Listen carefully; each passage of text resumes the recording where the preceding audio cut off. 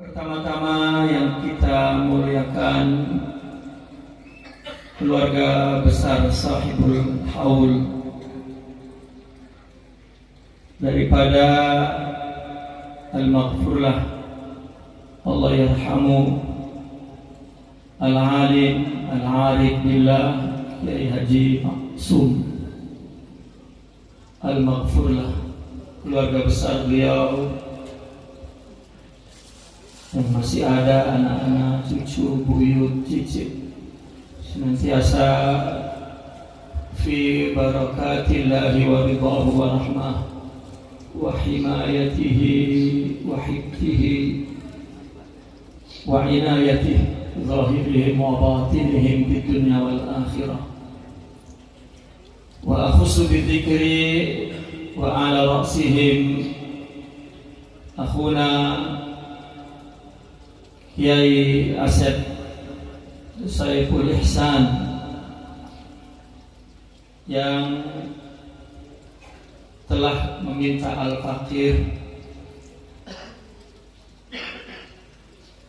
untuk hadir ke sini, padahal seperti yang tadi dikatakan sedang gilirnya masih ada 2 hari lagi, dipaksa disuruh ke sini. Ya Allah. Jadi saya gilir datang bawa anak, nanti dikira istri yang lain nanti kan. Jadi saya bawa anak dari Malaysia. Para kiai, para alim, para habaib, asatidzah, tanpa mengurangi hormat Al-Fakir, tidak menyebut namanya satu persatu, natabarak bihudurikum wa anfusikum wa anfasikum thahirah. Semoga majelis ini bertambah berkah dengan kehadiran para alim, para ulama, para habaib. Hadirin muslimin muslimat yang dimuliakan Allah Subhanahu wa taala, alhamdulillah kita bersama-sama hadir di majelis zikir, di majelis di mana di dalamnya kita tidak ingat yang lain, kita tidak sebut yang lain, dan kita duduk pun bukan untuk sesuatu yang lain melainkan untuk Allah Subhanahu wa taala.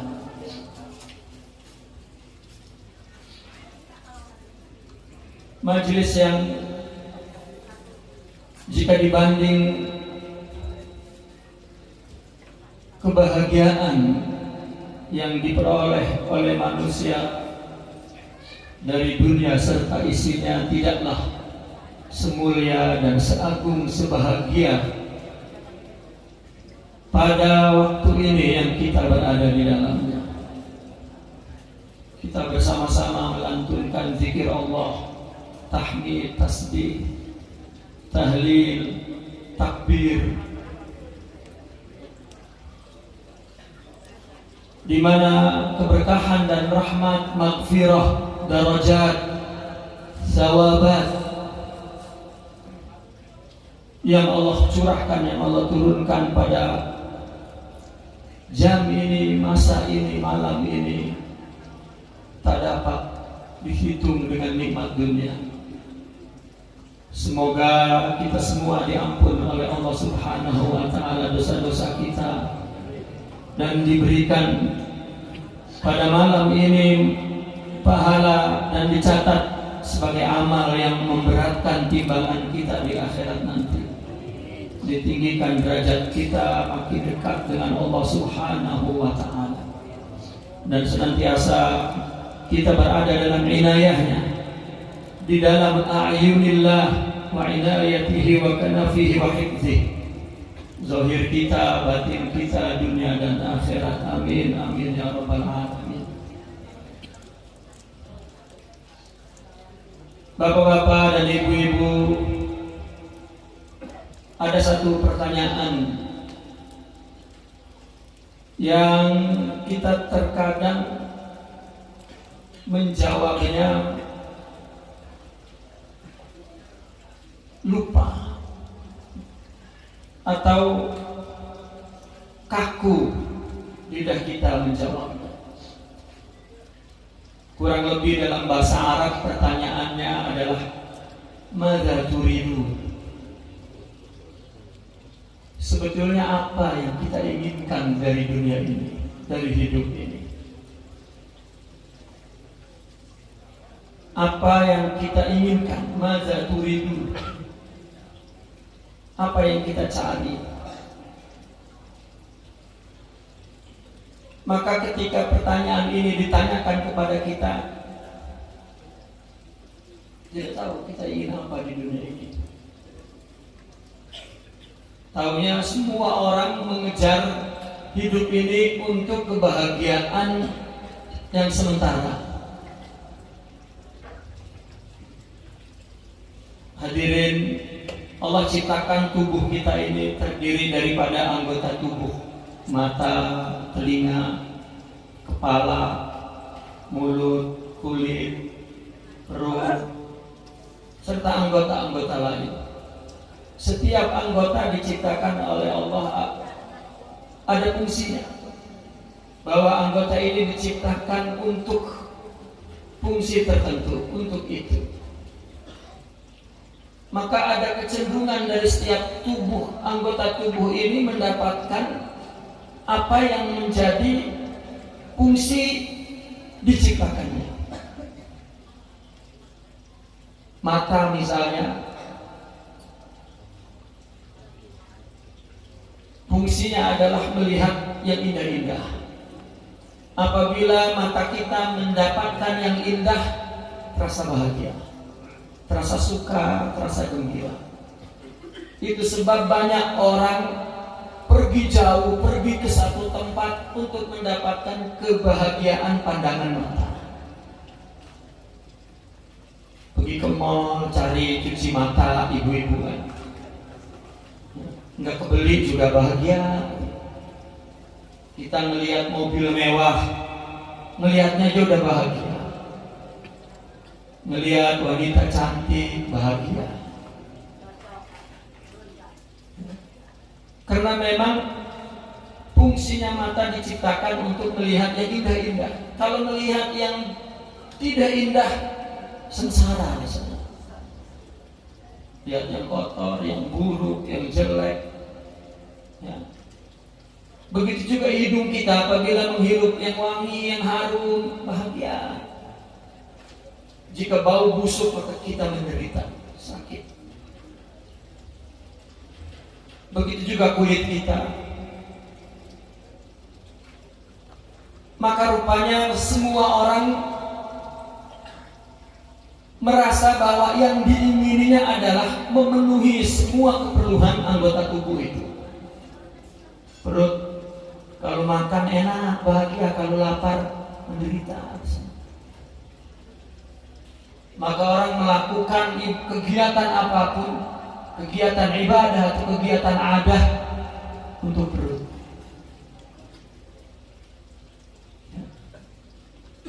Dan bahkan orang ketakutan sengsara, orang ketakutan menderita. Sengsara, penderitaan, kesedihan, kesengsaraan, kekecewaan fisik tubuh. Mereka mengejar kebahagiaan untuk tubuh ini, untuk anggota tubuh ini. Seolah-olah jawaban pertanyaan apa yang kamu inginkan adalah memenuhi keperluan fisik yang disebut nafsu, syahwat. Padahal kita semua tahu akidah kita Ahlussunnah wal Jamaah bahwa rezeki itu sudah maksud atau muqassam, telah dibagi oleh Allah, telah ditentukan semuanya. Bahasa yang kita katakan gagal, tidak berjaya, tidak sukses, atau apalagi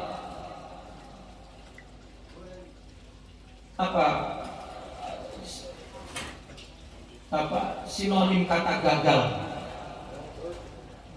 bangkrut, nggak dapat. Padahal katakanlah yang kita sematkan dengan kata gagal, padahal hakikatnya memang itu bukan bagian kita. Tidak ada yang gagal sebenarnya.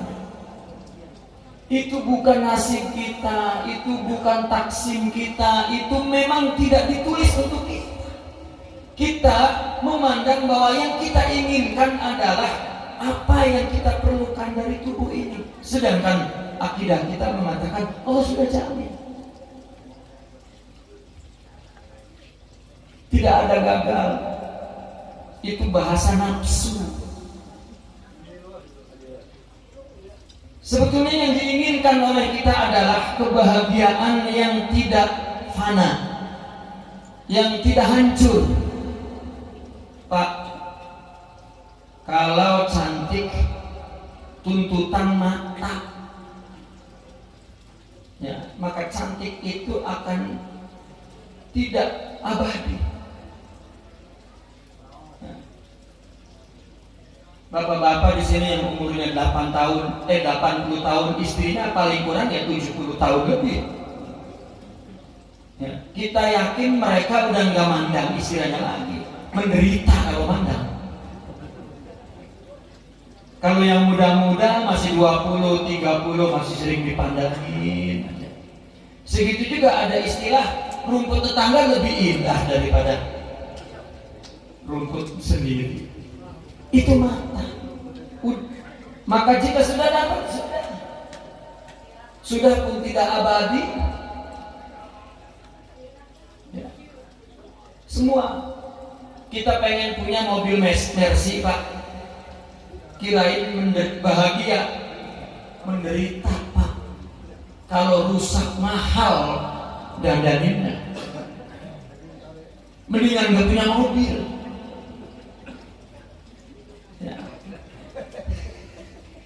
Iya, mendingan dia punya mobil. Sekalinya kebeli mobil jelek, tambah nyusahin bisa. Kalau dia punya mobil, hanya dia tidak menderita, tidak mendapatkan sesuatu yang tidak dimiliki, Pak. Kebahagiaannya abadi, menghayal. Udah. Kebahagiaan indrawi, kebahagiaan emosional, kebahagiaan apa yang bersifat materialisme, semuanya fana sementara.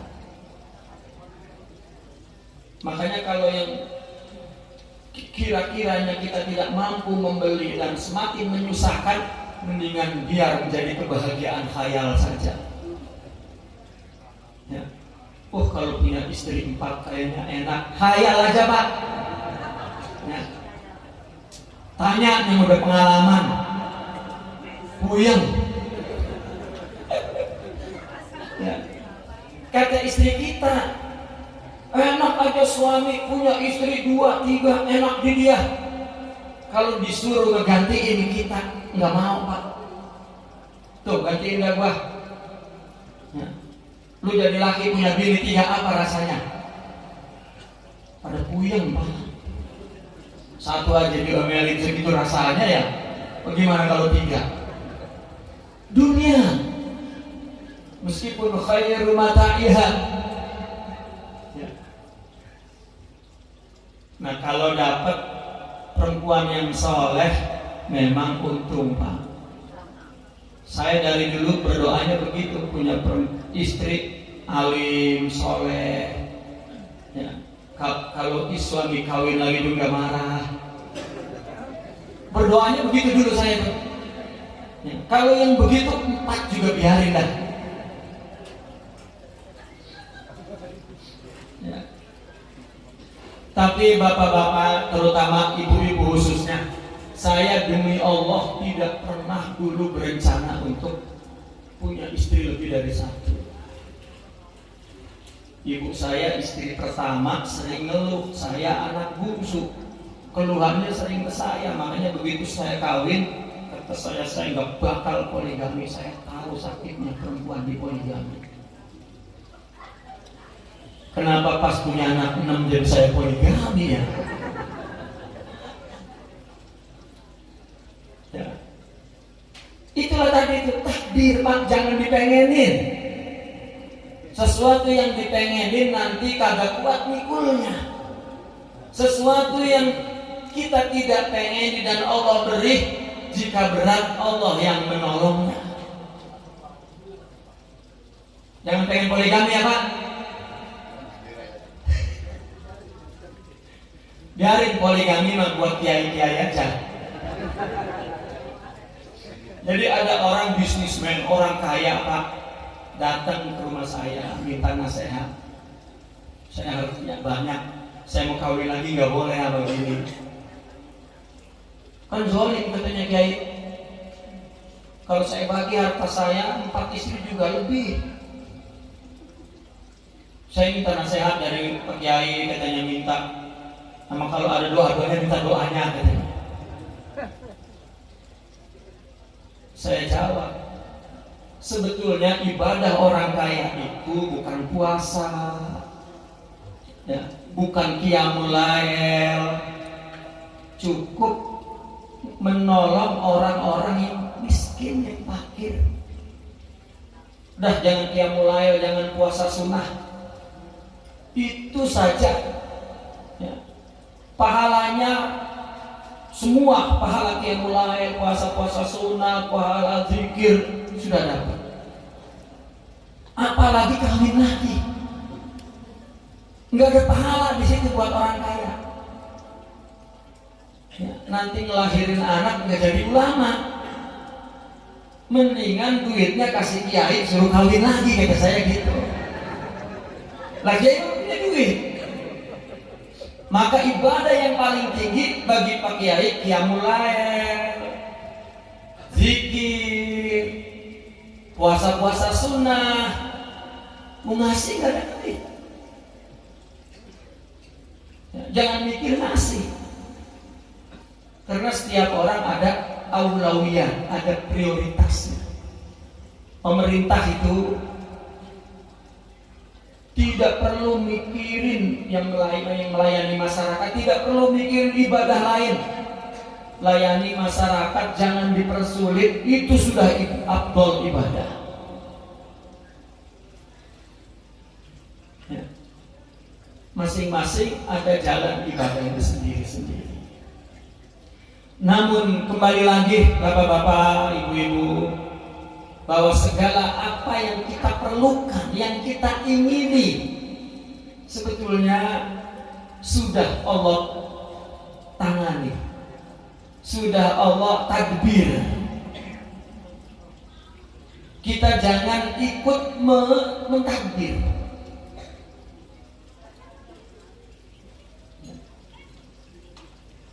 Namun yang kita ingini, yang kita perlukan sebenarnya adalah kesempurnaan rohani, maqamat ruhiyah, sifat mulia di dalam ruh ini, bukan tubuh. Al-akhlaqul karimah, as-sifatul ulia, al-maqamatur ruhiyah. Banyak istilahnya, apalagi di dalam tasawuf. Al-asrar ar-rabbaniyah, al-haqiqatul muhammadiyah, wan nafahatur ruhiyah. Banyak. Itu sebenarnya yang kita perlukan. Bahkan kita rubah bahasanya, itu yang kita inginkan.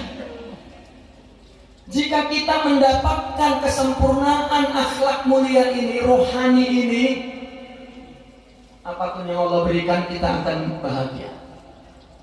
Sabar bahagia, ridho bahagia, syukur bahagia, ikhlas bahagia, wara' bahagia, zuhud bahagia. Karena pada hakikatnya akhlak dan adab itu adalah kehambaan dan merasakan keagungan Allah. Pak, Allah beri harta, mungkin membuat harta itu hijab.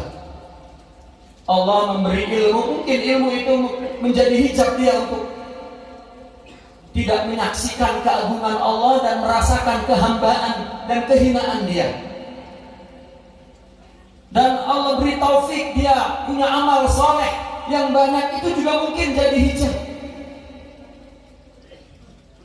Tidak melihat, merasa keagungan Allah dan kehinaan diri.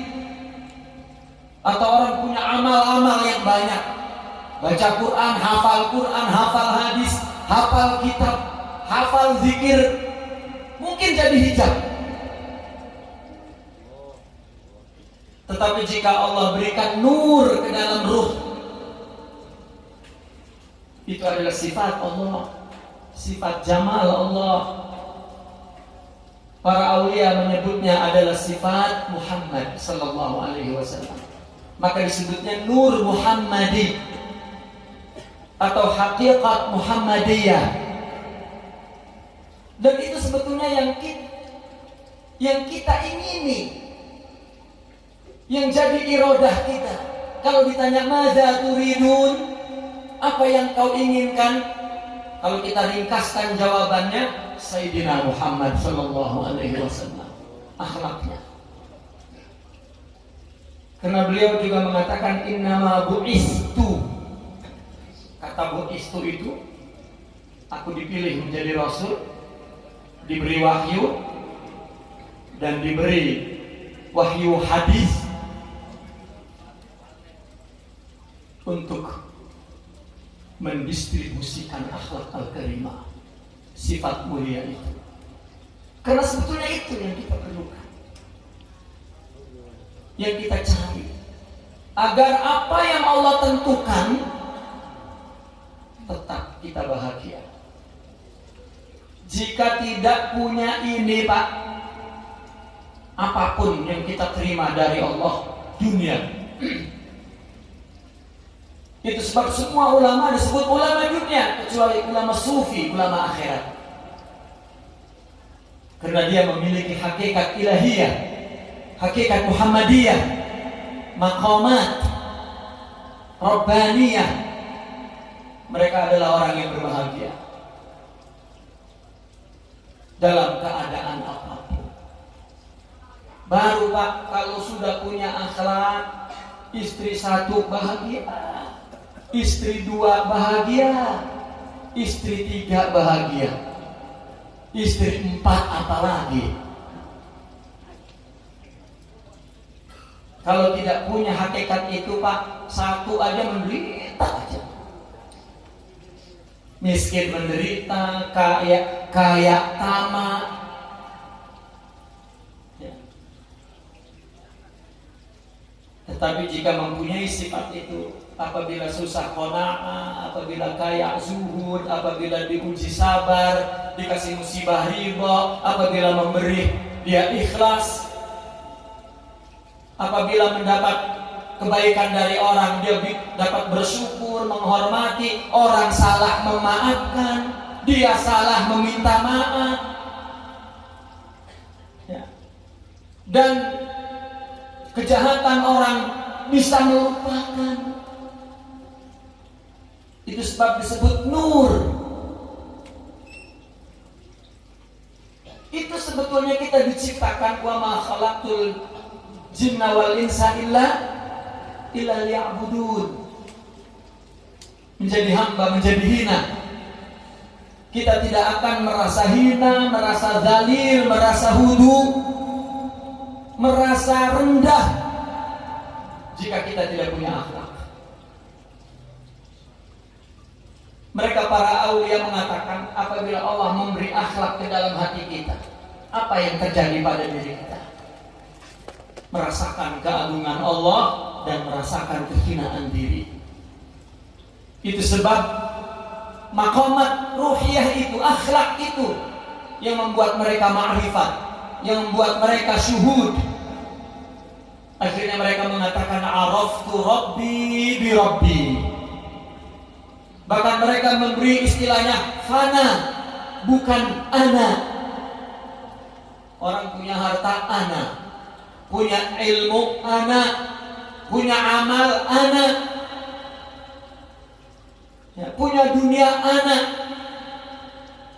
punya nasab ana, tapi juga punya akhlak fana. Bahkan hina,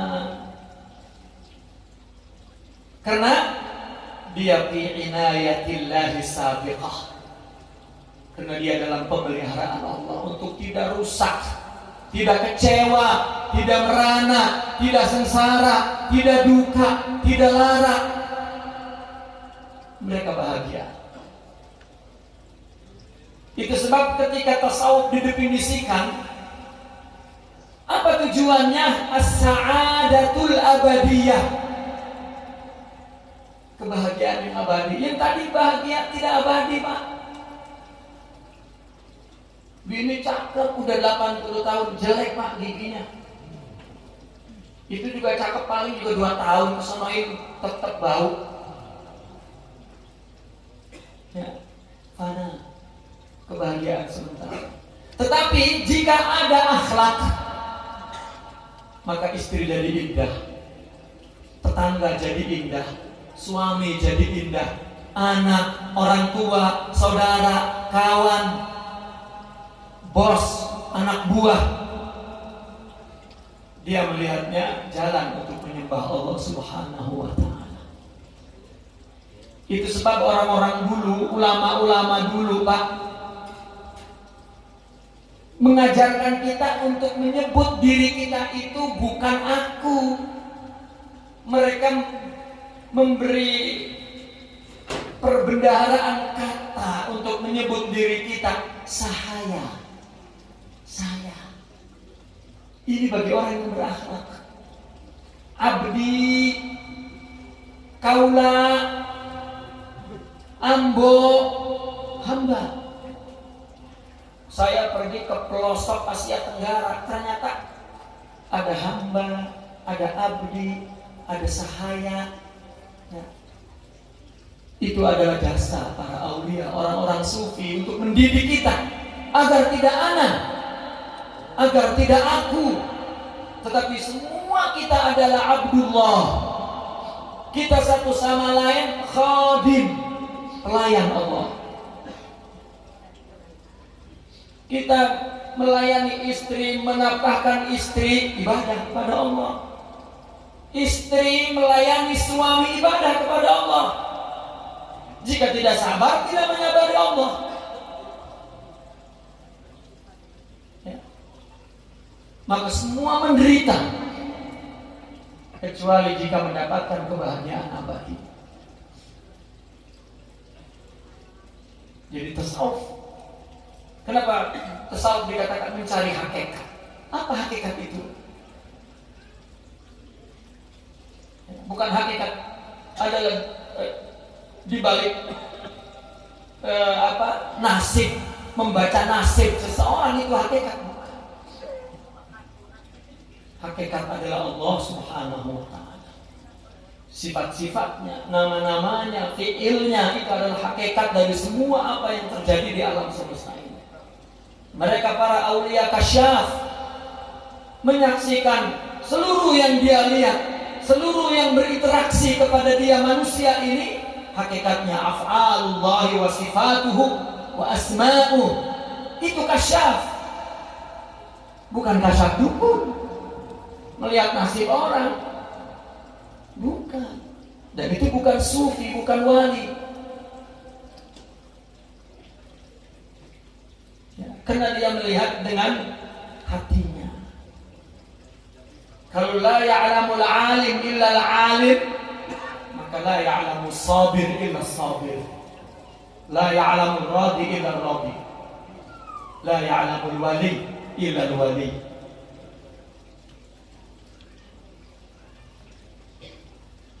Nah, oleh karena itu,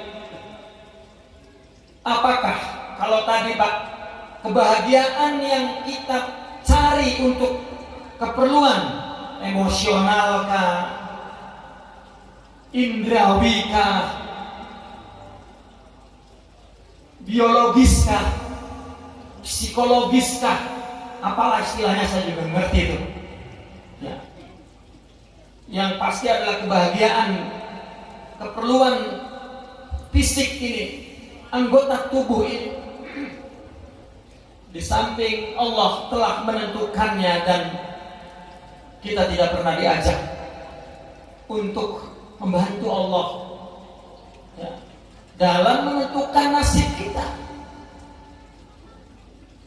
Kita ketika tidak ada di dunia ini, ada di alam apa yang kita sebut azali, di situ kita tidak ada.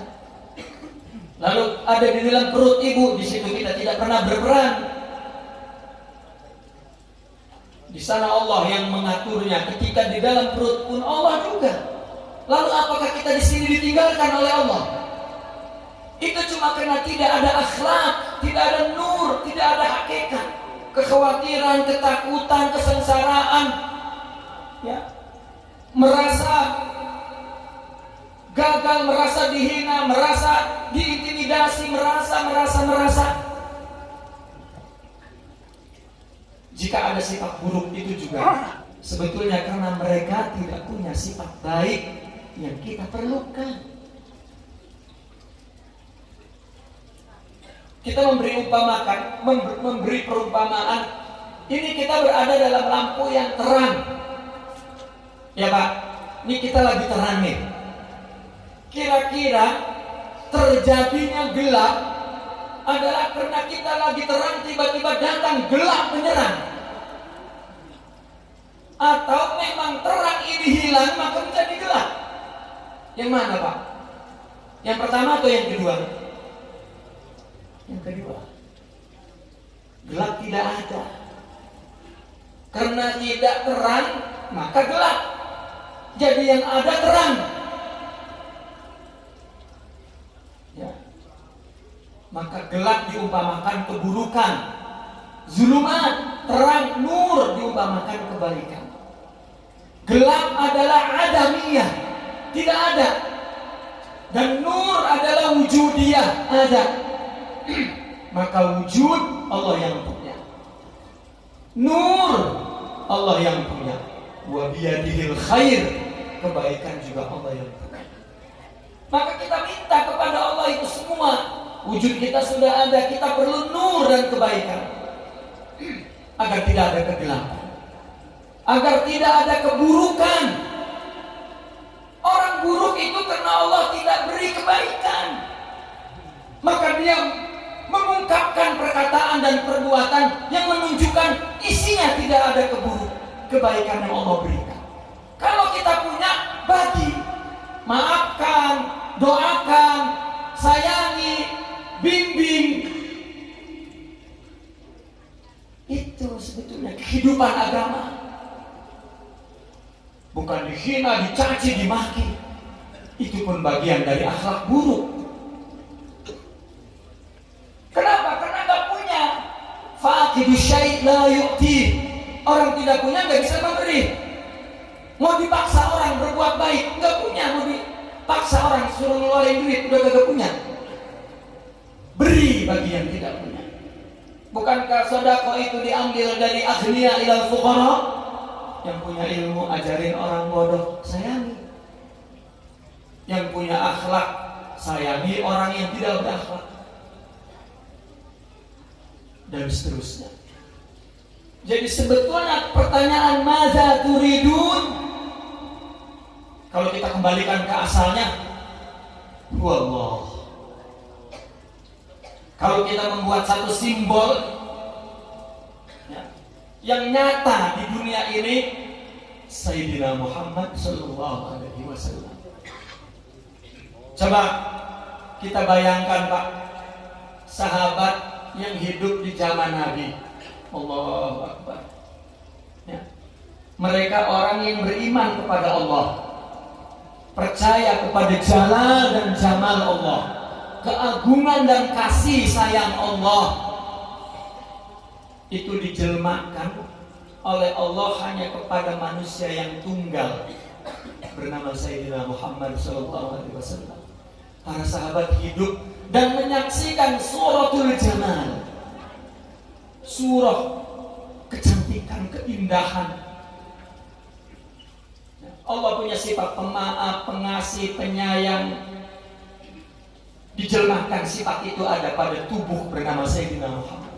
Dan sahabat mendapatkannya semua. Dan diwarisinya terus berabad-abad. Dan itulah para aulia Allah, para sufiun, pewarisnya.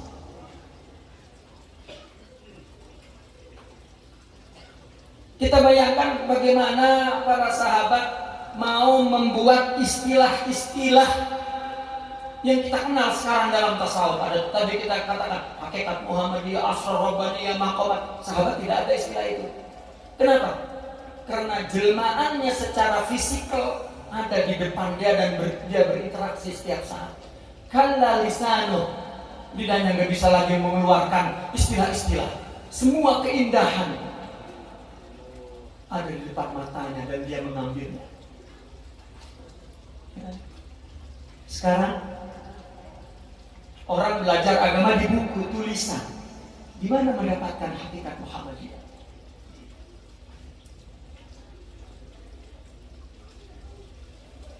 Itu sebab kemudian Sultanul Awliya wal Arifin Al-Imam Syekh Abdul Qadir Jilani radhiyallahu anhu Allah wa qaddasallahu sirrah menciptakan madrasah tarikat untuk mendapatkan hakikat itu. Tarikat yang ada sekarang tidak berubah seperti yang diijtihadkan oleh Sayyidina Abdul Qadir Al-Jilani radhiyallahu anhu. Tidak berubah sampai sekarang, belum ada mujtahid baru yang merubah sistemnya, manhajnya semua. Maka bapak-bapak dan ibu-ibu, kita zikir ya. Pada malam ini tidak ada yang kita inginkan, dan jangan ada yang kita inginkan melainkan nur, melainkan hakikat Muhammadiyah itu yang sebenar-benarnya kita inginkan. Kenapa? Karena Pak, tadi saya terputus. Kebahagiaan yang kita cari untuk tubuh ini ada bagian kasbi yang Allah berikan kepada kita. Ada. Sebesar itu usahanya, Allah akan kasih sebesar itu hasilnya.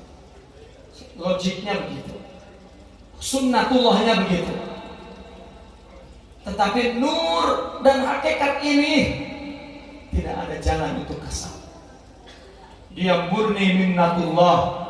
Itu sebab mereka mengatakannya mawahib, hibbah. Nggak ada jalan untuk mendapatkan maqamat ruhiyah. Kasbi kita nggak ada jalan. Mereka para aulia akhirnya mengatakan arabtu rabbi bi rabbi. Aku mengenal Allah dengan Allah, bukan dengan upayaku. Kita waktu bertarekat awal-awal dulu mujahadatun nafas, qillatul ta'am, qillatul kalam, qillatul naum, qillat khiltatil anam. Berzikir, puasa, seolah-olah kita yang berupaya tuh. Dari kita, usaha kita. Tetapi setelah mereka mendapatkan nur, hakikat itu, dan mereka ma'rifat, mereka tahu bahwa semuanya Allah yang melakukan. Bukan pada saat itu, sejak awal. Kita kalau sejak awal tidak Allah pelihara, mungkin keluar dari tarekat sudah. Allah. Namun diketahuinya apabila dia sudah syuhud, sudah ma'rifat, apabila dia memiliki nur itu, hakikat itu, maka tidak ada jalan kasbi untuk mendapatkan. Lalu apa kaitannya dengan tarikat? Apa kaitannya dengan tasawuf? Karena seolah-olah tasawuf itu adalah madrasatul haqiqah. Boleh kita katakan tasawuf itu adalah dukanul haqiqah, pasarnya hakikat. Apa kemudian kalau kita berzikir, kita mujahadah, kasab? Bukan. Kita mujahadah, kita zikir untuk melawan nafsu kita. Lalu kemudian kita beramal, hatta kita berzikir pun bukan untuk sesuatu yang lain, melainkan untuk Allah. Jadi jalannya, caranya untuk mendapatkan hakikat itu yang kita perlukan, jadikanlah ibadah ini, jadikanlah hidup ini untuk Allah saja. Jika kita terus-menerus berupaya menjadikan hidup ini, menjadikan ibadah ini, amal ini, kebaikan ini untuk Allah, Allah akan bagi keperluan kita. Itu jalannya. Bukan kita tumpuk misalnya zikir jutaan, tidak. Jika kita memprediksi bahwa dengan zikir jutaan akan dapat hakikat, tidak. Di dalam tasawuf tulisannya begitu, di dalam redaksinya begitu, tapi prakteknya para aulia, para mursyid tidak begitu mengajarkannya. Itu slogan, itu bahasa motivasi. Barang siapa yang zikir makrifat, ada zikir yang ingat. Kalau lafaz dari mulut itu bagian tubuh masuk ke dalam kategori amal zahir. Adapun zikir di qalbi. Zikir yang sebenarnya apabila nur itu, hakikat itu ada, dia tidak dapat menahannya untuk ingat. Karena seperti orang udah ada cinta, gimana mau ditahan? Ingat aja. Jangankan melek, tidur aja kekasihnya masuk ke dalam mimpi. Bagaimana mau lari dari kekasih? Jika ada sifat keagungan Allah, kemuliaan Allah di diri ini, bagaimana mau melupakan Allah? Itulah syuhud.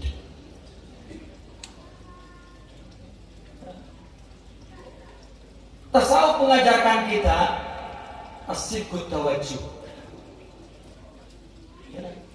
Makanya apa di antara doanya? Allahumma shalli ala Muhammad. Yang selalu kita baca dalam zikir, waridhoka matlubi. A'tini mahabbataka. Apa maksudnya a'tini mahabbataka? Saya berikan cintamu, cintamu kepadaku. Apa isi cinta itu? Akhlak.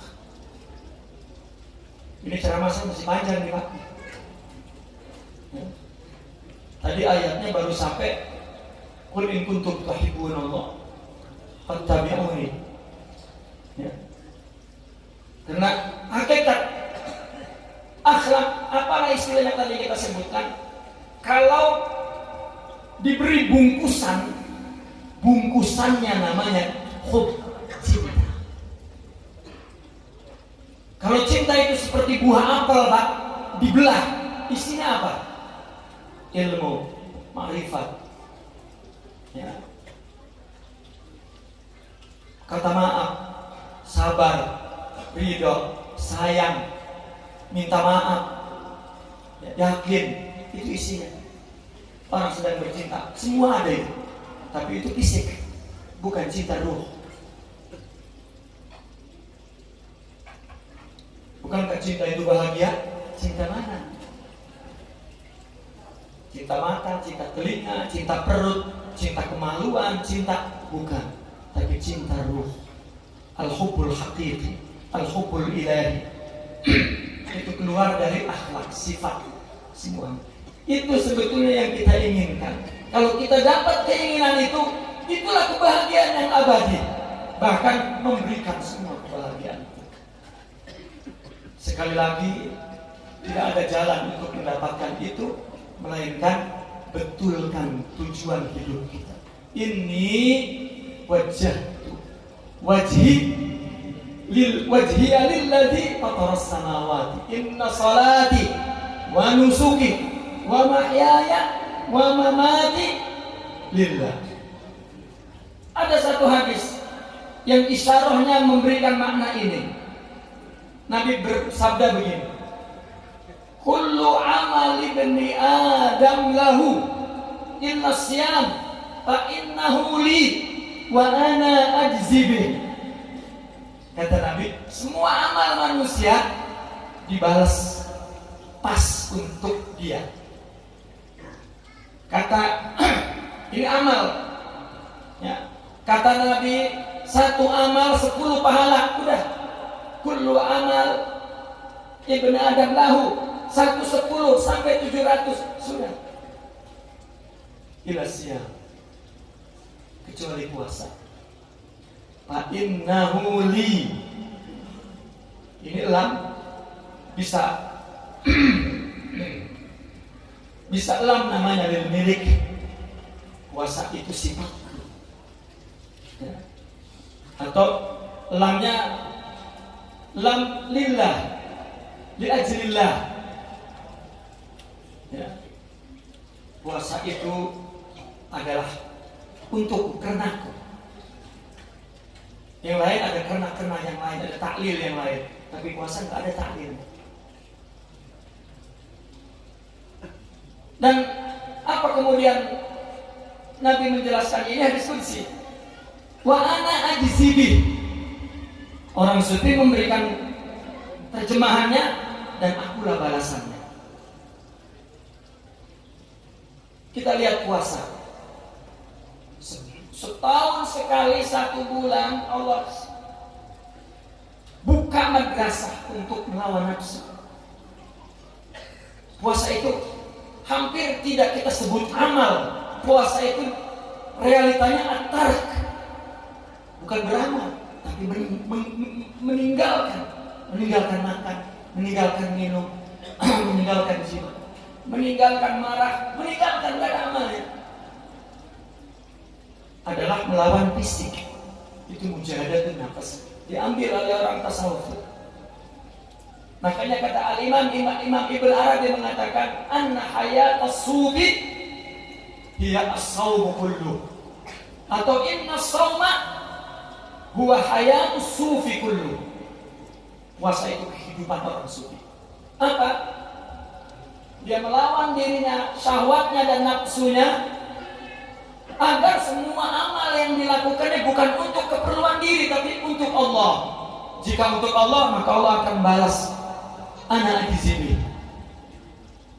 Hatta kalimat bi ghairi hisab masih di bawah makna wa ana ajzibi.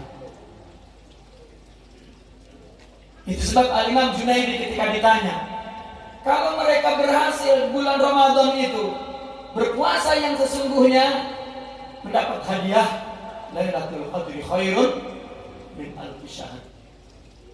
Imam Junaidi ditanya, apakah Anda mendapatkan Lailatul Qadar pada bulan Ramadan?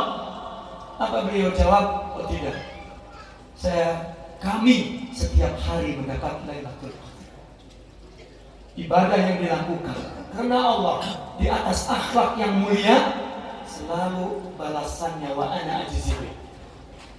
Sabar saja diberi hisab. Bagaimana kalau sabar, ridha, syukur, ikhlas, qanaah, zuhud, wara', yakin, mahabbah, afau, safah. Dan itu adalah sifat Allah, dan itu sudah balasan. Makanya mereka mengatakan asyuhudu huwal ghufranul azim. Syuhud itu adalah ampunan yang agung dari Allah Subhanahu wa ta'ala. Karena sedikit-sedikit dia minta maaf, itu tandanya Allah maafkan. Sedikit-sedikit dia menangis, sedikit-sedikit dia takut kepada Allah, sedikit-sedikit dia takut menyakiti orang, karena itu makhluk Allah. Itu artinya dia dalam pemeliharaan Allah, itu artinya dia dalam kebahagiaan. Bapak-bapak dan ibu-ibu, kita berzikir, jangan ingin apa-apa, ingin Allah saja. Seperti hadis yang disabdakan oleh Rasulullah SAW, hadis qudsi, man saghalani dzikri an musa'alati a'taituhu khair aksaru ma utiya al-sa'ilin, atau kama qala Rasulullah SAW. Barang siapa yang sibuk, kesibukan hatinya itu mengingatku daripada meminta, aku akan beri lebih banyak daripada yang aku beri kepada yang meminta. Ini hadis yang menjadi dalil tasawuf bahwa mereka lillah, karena yang mereka ingini Allah saja. Itulah kebahagiaan dan itulah yang kita inginkan yang sebenarnya. Setelah itu kita akan bahagia di dunia dan di akhirat. Sebagaimana mereka orang sufi mengaku, nahnu qaumun la nahnu fil jannah qabla al jannah. Kami di surga sebelum di surga. Kalau kita Pak di neraka sebelum di neraka. Di dunia dapat susah, enggak dapat susah karena hatinya. Berzikirlah kepada Allah, tatma'innul qulub. Ala bizikrillah tatma'innul qulub. Baiklah, Bapak dan Ibu-ibu, saya sebetulnya ingin panjang, ya. Tapi saya tadi langsung dari airport langsung ke sini. Ya. Alhamdulillah perjalanan lancar dan saya berbahagia dapat memenuhi keinginan saudara saya dan juga jamaah sekalian untuk bersama-sama hadir di majelis ini. Ya. Meskipun gilir 2 hari, saya tinggalin lagi Pak. Tinggal 2 hari lagi gilir. Ini kalau ada 1 lagi saya pakai ke situ tuh. Tapi belum dapat, jadi mau pulang ke yang tua kalau begitu. Apapun semuanya adalah sudah ditentukan oleh Allah Subhanahu wa taala dan kita terima. Semoga kita semua diampuni oleh Allah Subhanahu wa taala, diberikan rahmat dan senantiasa dalam pemeliharaan Allah, zahir kita, batin kita di dunia dan di akhirat, senantiasa fi hifdzihi wa riayatihi wa inayatihi wa himayatihi, zahirina wa batinina fi dunya wal akhirah, bi jahi sayyidina Muhammadin sallallahu alaihi wasallam. Aku li qauli hadza wa astaghfirullah li wa lakum. Assalamualaikum warahmatullahi wabarakatuh. Waalaikumsalam warahmatullahi wabarakatuh.